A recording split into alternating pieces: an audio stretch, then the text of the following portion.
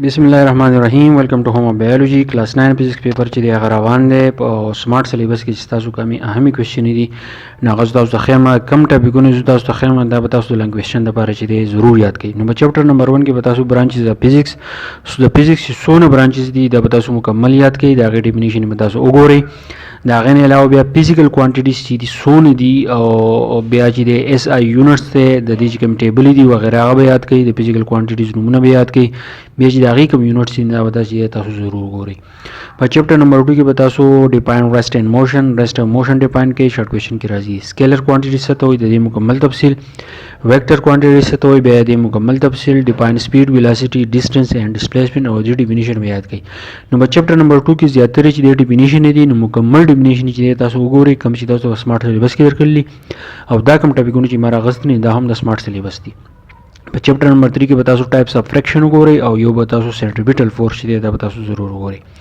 ټایپس اف فریکشن چې د فریکشن څونه قسمونه دي فریکشن څه ته وایي دا ډیفینیشن او سنټریپیټل فورس چې دی هغه څه ته وایي بیا په چپټر نمبر 4 کې به تاسو ټارک وګورئ د ټارک متعلق چې څونه سيزونه دي هغه وګورئ بیا ریزولوشن اف فورس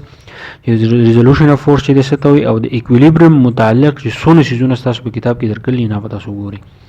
بیا په چپټر نمبر 5 کې به لا اف یونیورسل گریویټیشن او دا غینې علاوه کیلکولیټ ماس اف ارث دا به ضرور وګورئ دا په نومریکل کې راځي چې د ماس د ارث چې کوم ماس ته دا چې موږ څنګه کیلکولیټ کوو دا غي په طریقه وسان پوهیږئ په چپټر نمبر 6 کې به تاسو پوټنشل انرژي اینڈ کاینټیک انرژي وګورئ او دا غینې علاوه پاور د ډیفینیشن او د دریوانو ایکسپلینیشن په چپټر نمبر 7 کې به تاسو وګورئ کاینټیک مالیکولر ماډل اف میډل او ارچمیډس پرنسپل چې دی تاسو ضرور وګورئ ارچمیډس پرنسپل چې دی دا ضروری دی انتهایی اکثر دا چې دی په لنګ کوېسچن په شکل یا شارټ کوېسچن په شکل چې دی په امتحان کې درازي ها بیا په چپټر نمبر 7 کې به تاسو هوکس لا وګورئ دا غینې علاوه سټریس اینڈ سټرین د دې چې کوم ډیفینیشن دی او بیا د دې کوم ایکسپلینیشن دی او په چپټر نمبر 8 کې به تاسو ریلیشنشپ بټوین سنټیګریډ فارنهایټ اینڈ کیلوین سکیل لسی مطلب سنټیګریډ اف مطلب فارنهایټ نو سنټیګریډ فارنهایټ او د کیلوین سکیل په منځ کې کوم ریلیشنشپ دی دا تاسو ایگزامپل په شکل باندې دی تاسو پیش کوئ په چپټر نمبر 9 کې به تاسو کنډکشن اف هیټ کنویکشن اف هیټ او ریډیشن اف هیټ چې دی دا تاسو ضرور وګورئ ځکه چې دا په شارټ کوېسچن کې دی راځي ښه د دینه باقی پاتې شو کمی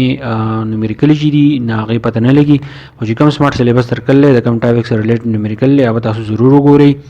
او د سمارټ سلیبس مطابق چې د ایکسرسایز په اخر کې می شارټ کوېسچن درکړل نه به تاسو ټول وګورئ نو ان شاء الله تاسو په دې درې کې نورمال ګر سره چې ضرور شیر کړئ ثانک یو ډیر مننه